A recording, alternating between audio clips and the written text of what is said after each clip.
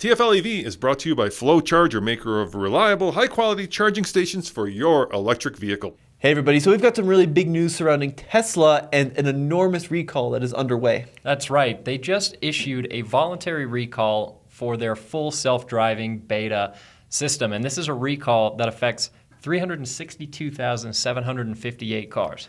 Yeah, that is a ton of cars. It includes the 16 through 23 Model S and X, the 2017 through 2023 Model 3, and the 2020 through 2023 Model Y. And let's talk a little bit about full self-driving beta. So Tesla has long been known for being a leader in its semi-autonomous technology, such as autopilot. Yeah, that's been around for a long time, and even when autopilot came out, it came under some scrutiny for the way that people would use it, but also for the way that the system was named.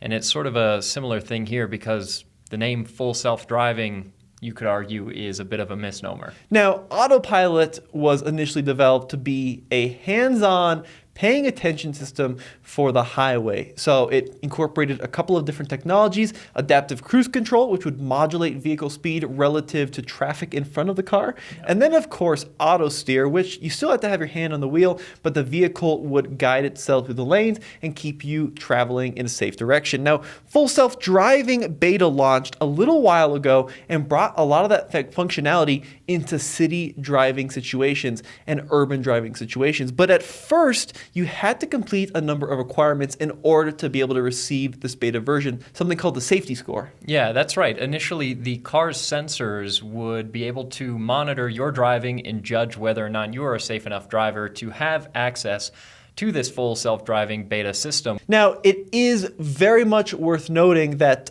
it was a very slow rollout, right? So you were scored from 0 to 100 points, and then it was believed that only the top scoring individuals would be allowed access to the full self-driving beta system. However, in November of last year, Elon tweeted that he was opening up the system to a lot more folks. So as long as either you bought the $15,000 full self-driving package on the car, or you're willing to pay a couple $100 per month, you could have access to that system. And a lot of folks took advantage of that system and then immediately started posting YouTube videos on how the system was performing. And there were some alarming things going on with many folks reporting that not only were there like dangerous traffic violations going on, but people saying that the car wasn't following and making turns as it was expected to do. So now the NHTSA has gotten involved, the National Highway Traffic Safety Administration, and they recently came out with this quote. And what's going on with this FSD system? Yeah, so what the NHTSA reports is that the vehicles may act unsafe around intersections, such as traveling straight through an intersection while in a turn-only lane, entering a stop sign-controlled intersection without coming to a complete stop,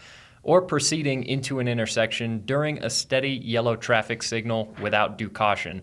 That's according to the NHTSA. It's also worth noting, though, that this is a voluntary recall by Tesla, and how are they going to be fixing it? It's going to be an over-the-air update, so something that you don't actually have to bring your car into a service center to have done. Right. It also basically applies that they're not changing parts around in the vehicle, so a lot of updates will require new part numbers and additions like that. Now here's where the debate really comes to a head, because for the last several months, a lot of folks have been upset that Tesla is using this FSD beta system to essentially beta test its own technology on public roads where people were driving, where kids were going to school, right? And they didn't feel safe that this beta technology was being released on such a large level. And now it appears that the NHTSA also feels that way. What do you think, Case, of making this system available to people that maybe still had some bugs in it? Yeah, I mean, it's hard to say with certainty. I mean, certainly you can find a lot of anecdotal evidence that would support that feeling that this is unsafe. If you go onto YouTube and look up videos, you can find plenty of videos of this system making mistakes. It's not to say that the system only ever makes mistakes, but I think there is validity to that feeling that you're expressing. Now, this recall comes after an earlier recall on the rolling stop FSD beta feature a few weeks ago.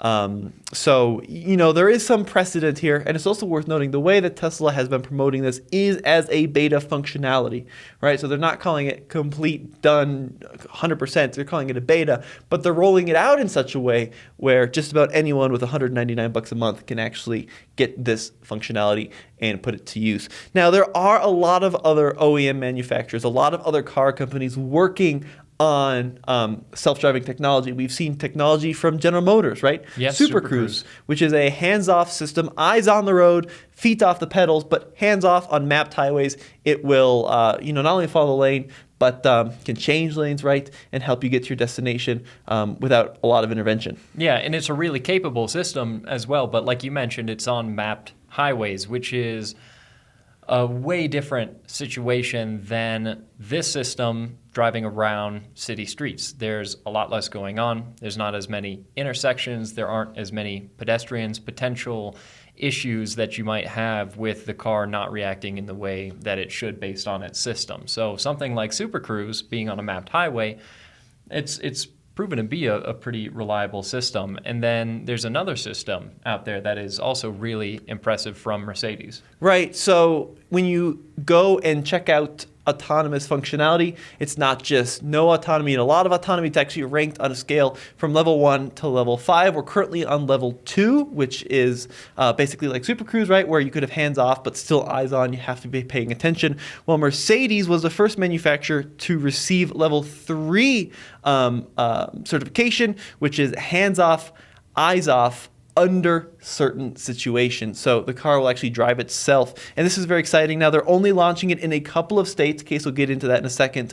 But get this, under certain situations, this Mercedes technology will drive itself, without paying attention to the road. Yeah, this is level 3 autonomy, which, like you said, is the point at which you can actually stop paying attention in theory, but it is conditional, and there are a lot of conditions. So for Mercedes level 3 to actually work, I have the list here of the conditions it has to meet. So you have to have at least 300 lumens of light, so it can't be very dark.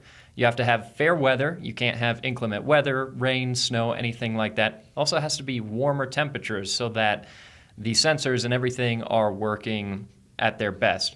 You have to be below 40 miles per hour. You have to be on a pre-mapped highway. You have to be in an area where the system has been approved as being legal.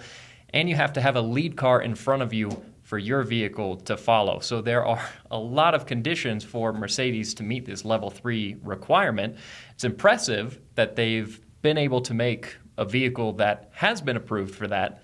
However, yeah, like I said, a lot of conditions. And this is level 3, which is not to be confused with What Tesla is calling full self-driving. Which is not full self-driving. Which is not level 3. Full self-driving, FSD beta, what they're talking about is still level 2. Now, what's interesting about this situation, right, is in both contexts, both Tesla and Mercedes, you're still responsible for what happens with the car. Yeah. So if something happens, you're still, even if you're not, quote, driving, right, you're still responsible for any actions that your car takes. I have had some experience with the Mercedes Level 3 system, as have you. Yeah. And I have to say, it is pretty amazing. So they rolled this system out in Germany before it came to the States. I actually flew out to Germany to check it out on an S-Class. And there's a lot of technology that goes into it beyond just a few cameras and a few sensors. For example, like on the S-Class I was in, they actually have 2 separate navigation modules, one that can pinpoint exactly where you are in a lane on a GPS system. Yeah, within inches. Yeah, and this system is pretty wild. Like, it'll automatically lay on its horn in situations where it feels like there's a hazard. It can automatically, in Germany at least, respond to emergency vehicles pulling behind it. It can move to the side. This is a really, really well-implemented system that has been thoroughly baked through and through. Not to say it won't make mistakes, because it very well could. But in Germany, it's even legal to watch TV in your car well under a level 3 environment. So we were on this test track, and they had other drivers and other cars around us on this test track.